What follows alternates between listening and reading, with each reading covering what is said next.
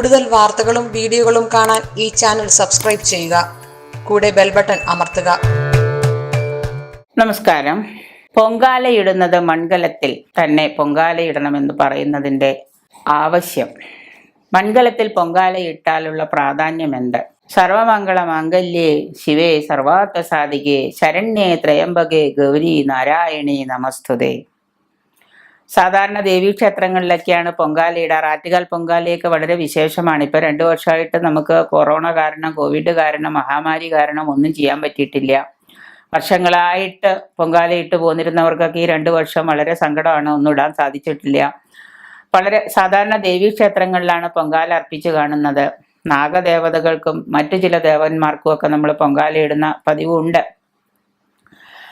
അമ്മ ജഗത്തിന്റെ മാതാവായ പരാശക്തിയെ മനസ്സിൽ ഉൾക്കൊണ്ട് ധ്യാനിച്ചുമാണ് നമ്മ ദേവതകൾക്ക് പൊങ്കാലയിടുന്നത്. സ്ത്രീകളായാൽ ഒരിക്കലെങ്കിലും പൊങ്കാല ഇട്ടിട്ടുണ്ടാവണം എന്നാണ് പറയുന്നത്. ഇരുട്ടിൽ നിന്ന് വെളിച്ചത്തിലേക്ക് വഴി നടത്തിക്കണമേ എന്ന് പ്രാർത്ഥിച്ചുകൊണ്ടാണ്, ഇരുളടഞ്ഞ ജീവിതത്തിൽ നിന്ന് എന്നെ ജീവിതത്തിന്റെ വെളിച്ചത്തിലേക്കും, വെളിച്ചം എൻ്റെ ജീവിതത്തിലേക്കും കുടുംബത്തിലേക്കും വരുത്തണമേ എന്ന് പ്രാർത്ഥിച്ചുകൊണ്ടാണ് നമ്മൾ ഈ വഴിപാടുകളൊക്കെ നടത്തുന്നതും പൊങ്കാല അർപ്പിക്കുന്നതും.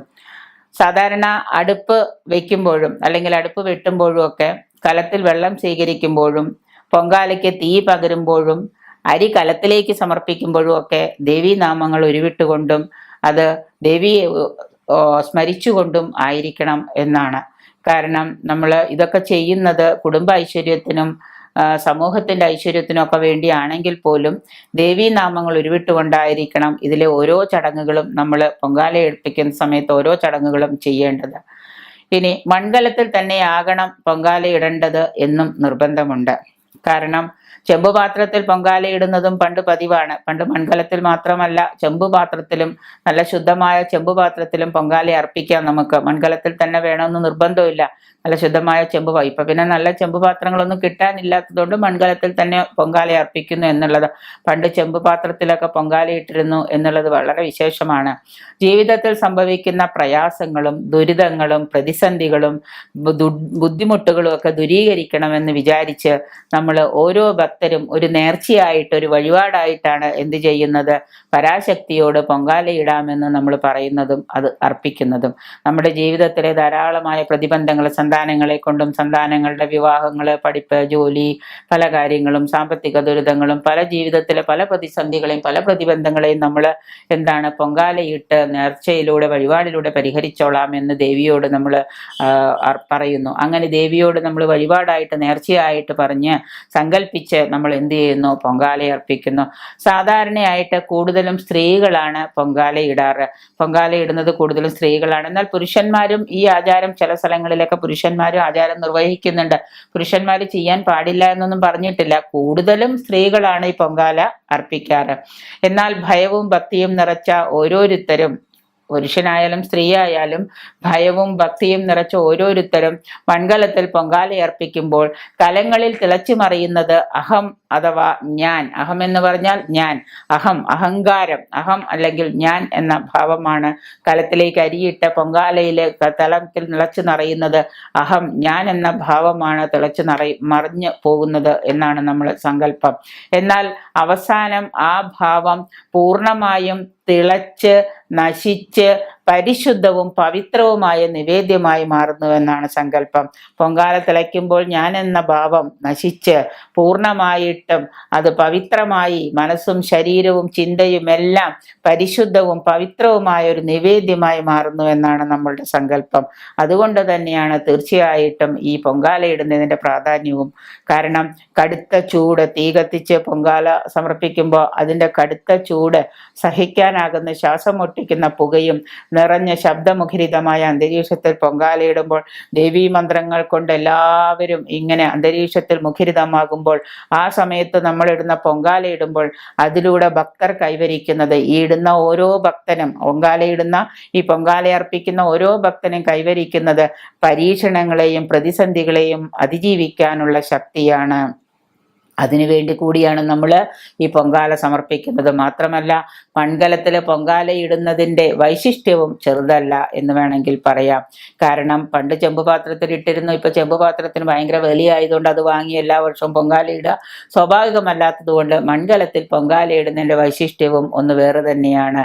മൺകലത്തിൽ വേവിച്ചെടുക്കുന്ന ഭക്ഷണ പദാർത്ഥത്തിൽ മാലിന്യങ്ങളെ മൺകലം വലിച്ചെടുക്കാറുണ്ടെന്ന് ആധുനിക ശാസ്ത്രം ചൂണ്ടിക്കാട്ടുന്നു. ഇന്നിപ്പോൾ പറയുന്നുണ്ട് അലുമിനിയ പാത്രങ്ങളോ സ്റ്റീൽ പാത്രങ്ങളോ ഒന്നും പാചകത്തിന് ഉപയോഗിക്കാതെ മൺകലം മാത്രം ഉപയോഗിച്ച് പാചകം ചെയ്യാനാണ് വീണ്ടും പറയുന്നത്. കാരണം പണ്ട് കാലത്ത് മൺകലത്തിലും ചെമ്പുപാത്രത്തിലും ഒക്കെ ഭക്ഷണം പാചകം ചെയ്തിരുന്നപ്പോൾ ആളുകൾക്ക് ആരോഗ്യ പ്രശ്നങ്ങളൊന്നും ഉണ്ടായിരുന്നില്ല. ഇന്ന് അലുമിനിയ പാത്രത്തിലും സ്റ്റീൽ പാത്രത്തിലും ഒക്കെ സ്ഥിരമായിട്ട് പുളികൾ ചേർന്ന ഭക്ഷണവും ഭക്ഷണ പദാർത്ഥങ്ങളൊക്കെ വച്ച് വേവിച്ച് കഴിച്ച് എല്ലാവർക്കും നിരന്തരമായിട്ട് ഉദര പ്രശ്നങ്ങൾ വരാൻ തുടങ്ങിയപ്പോൾ വീണ്ടും പറയുന്നുണ്ട് പാത്രത്തിൽ ഭക്ഷണം വച്ച് വേവിച്ച് കഴിക്കുമ്പോൾ, പാചകപ്പെടുത്തി പാകം ചെയ്ത് കഴിക്കുമ്പോൾ അതിലെ മാലിന്യങ്ങളെ, ഭക്ഷണത്തിലെ മാലിന്യങ്ങളെ എന്താണ് ഈ മൺകലം വലിച്ചെടുക്കുകയും അതിൽ നിന്ന് നമുക്ക് നല്ല ഒരു ഭക്ഷണം കിട്ടുകയും ചെയ്യുന്നു എന്ന് ആധുനിക ശാസ്ത്രം ചൂണ്ടിക്കാട്ടുന്നുണ്ട്.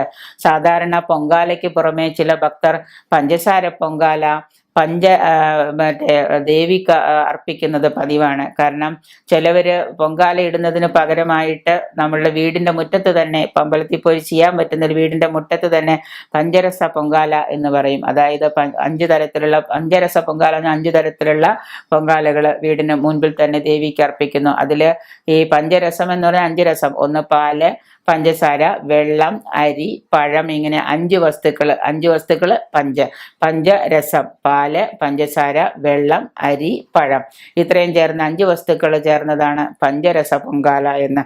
വീടിനുള്ളിൽ തന്നെ ദേവിക്ക് വേണ്ടിയും പഞ്ചരസ പൊങ്കാല അർപ്പിക്കുന്നവരുണ്ട്. അപ്പോൾ നമ്മൾ പൊങ്കാലത്തിൽ പൊങ്കാലയിടുന്ന സമയത്ത് അരി വെന്ത് കഴിയുമ്പോൾ പാലൊഴിച്ച് പഞ്ചസാരയിട്ട് പഴം അതിൽ നുറുക്കിയിട്ട് പഞ്ചരസ പൊങ്കാലയും നമ്മൾ അർപ്പിക്കാറുണ്ട്. നിവേദ്യത്തിനായിട്ട് സാധാരണ ഉപയോഗിക്കുന്ന അരി, ഇനി നമ്മൾ മൺകലത്തിൽ പൊങ്കാലയിടാൻ വേണ്ടി നിവേദ്യത്തിനായിട്ട് ഉപയോഗിക്കുന്ന അരി ഉണക്കി കുത്തി, ഉണക്കലരി എന്നാണ് പറയുക, ഉണക്കി കുത്തി തവിട് കളയാത്തതായിരിക്കണം എന്ന് നിർബന്ധവുമുണ്ട്. കാരണം അതിലെ തവിട് നമ്മൾ പുറത്തേക്ക് കളഞ്ഞ് ചേറ്റി വൃത്തിയാക്കി എടുക്കുന്നതിന് പകരം ഉണക്കി കുത്തി തവിട് കളയാത്തതായിരിക്കണം പൊങ്കാലയ്ക്ക് എടുക്കുന്ന അരി. അക്കാരണത്താൽ അതിന് അതീവ ഗുണവും ഉണ്ടായിരിക്കും പൊങ്കാലയ്ക്ക്. തവിട് കളയാത്ത അരി ഇന്ന് ആരോഗ്യ പ്രശ്നങ്ങൾ ഉണ്ടാക്കുന്നില്ല, അത് കഴിക്കണമെന്നൊക്കെയാണ് പറയുന്നത്. പക്ഷെ നമ്മൾ കഴുകുമ്പോൾ തന്നെ തവിടൊക്കെ ഊറ്റിക്കളഞ്ഞിട്ട് നമ്മൾ ചെയ്യുള്ളൂ. അപ്പോൾ അതുകൊണ്ട് തന്നെ തവിട് കളയാത്ത ഉണക്കി കുത്തിയ അരിയും അതിന് അതീവ ഗുണവും ഔഷധപ്രദവുമാണ് ഈ പറയുന്ന പൊങ്കാലയിൽ ഉപയോഗിക്കുന്ന നേദ്യം. ക്ഷേത്രത്തിൽ നിവേദ്യം ഉണ്ടാക്കുന്നതിന് ഉപയോഗിച്ചു വരുന്നത് ഓട്ടുരുളിയാണ്. ക്ഷേത്രത്തിലൊക്കെ എപ്പോഴും നമ്മൾ പായസം വയ്ക്കുന്നത് ഓട്ടുരുളിയാണ്. അതുകൊണ്ട് തന്നെ മറ്റുള്ള ഏതെങ്കിലും വസ്തുവിലേതുപോലെ യാതൊരു ദോഷവും ഉണ്ടാക്കാത്തതാണ് ഓട്ടുരുളി. നമുക്ക് നമ്മുടെ വീട്ടിലൊരു ചെറിയ ഓട്ടുരുളി ഉണ്ടെങ്കിൽ അതിൽ നമുക്ക് വേണമെങ്കിൽ ചെയ്യാം. പക്ഷേ ഓട്ടുരുളി, അമ്പലത്തിലെ ഓട്ടുരുളി, ക്ഷേത്രത്തിലെ ഓട്ടുരുളിയിൽ പാചകം ചെയ്യുമ്പോൾ യാതൊരു വിധത്തിലുള്ള ദോഷവും ഉണ്ടാക്കാത്ത ഒരു സാധനമാണ് ഓട്ടുരുളി. നേദ്യമിളക്കുന്ന ചട്ടുകം, ഇനി ഓട്ടുരുളിയിൽ നേദ്യമിളക്കുന്ന ചട്ടുകം ഓടിലോ ഇരുമ്പിലോ നിർമ്മിച്ചവയായിരിക്കണം എന്നും പറയുന്നുണ്ട്. രണ്ടായാലും ഗുണം തന്നെ. ഇരുമ്പായാലും ഓട്ടുരുളിയിൽ ഇളക്കുന്ന ചട്ടുകം ഓടിൻ്റെതായാലും രണ്ടിലെയും ഗുണവും ഒന്ന് തന്നെയാണ്. ഇരുമ്പിൻ്റെ അംശം ആഹാരത്തിൽ ചേർന്നാലുണ്ടാകുന്ന ഗുണത്തെ ആധുനിക വൈദ്യശാസ്ത്രം കൂടി അംഗീകരിച്ചു കഴിഞ്ഞതാണ്. കാരണം ഇരുമ്പിൻ്റെ അംശം ചേർന്നതാണല്ലോ ടോണിക്ക്. ഈ ടോണിക്ക് കുട്ടികൾക്ക് കഴിക്കാൻ കൊടുക്കുന്ന എന്തിനാ? ഇരുമ്പ് സത്തുള്ളിച്ചെല്ലാണ്. അപ്പം അതുപോലെ തന്നെ ഓട്ടുരുളിയിൽ നമ്മൾ ഇളക്കുന്ന ചട്ടുകം ഇരുമ്പിൻ്റെതായാലും ഓട്ടുരുളിയായാലും അതൊരു ക്ഷേത്രത്തിൽ പാചകം ചെയ്യുമ്പോൾ, പായസം നമ്മൾ ഉണ്ടാക്കി കഴിക്കുമ്പോൾ, നേദ്യം ഉണ്ടാക്കി കഴിക്കുമ്പോൾ അതിൽ നിന്ന് ധാരാളം എനർജി നമ്മളുടെ ഉള്ളിലേക്ക് ചെല്ലുന്നു എന്ന് ആധുനിക വൈദ്യശാസ്ത്രം കൂടി അംഗീകരിച്ചിട്ടുണ്ട്. അതുകൊണ്ട് തന്നെ മൺകലത്തിൽ പൊങ്കാലയിടുമ്പോൾ അതിൻ്റെ പ്രത്യേകതകളെ ഉൾക്കൊണ്ടുകൊണ്ട് തന്നെ നമ്മൾ ചെയ്യാൻ ശ്രമിക്കാം.